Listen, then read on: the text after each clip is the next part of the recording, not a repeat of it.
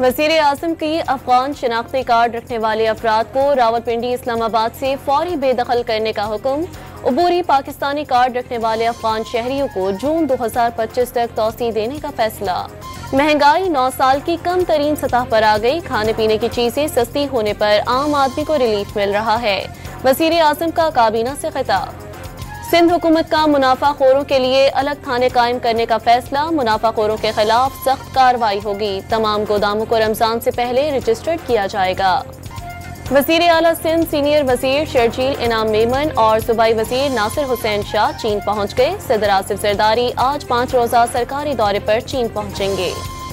Supreme court में फौजी अदालतों से मुताल्लिक अपीलों पर समाअत। आर्मी एक्ट के मुताबिक फौजी अदालतों के क्या इख्तियारात हैं, जस्टिस जमाल मंदोखेल का इस्तफसार। रावलपिंडी की इंसदादे दहशतगर्दी। अदालत में बुशरा बीबी के जेल सुपरिटेंडेंट के खिलाफ 2 दरख्वास्तें। अदालत ने सुपरिटेंडेंट अडियाला जेल को तलब कर लिया।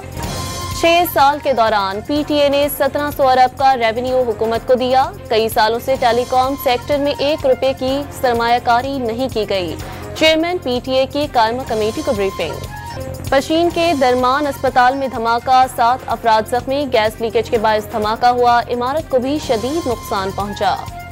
मराकश कश्ती हादसे की लाशों की शनाख्त का अमल मुकम्मल। मराकश के दाखला अस्पताल में 13 लाशें पाकिस्तानियों की निकली।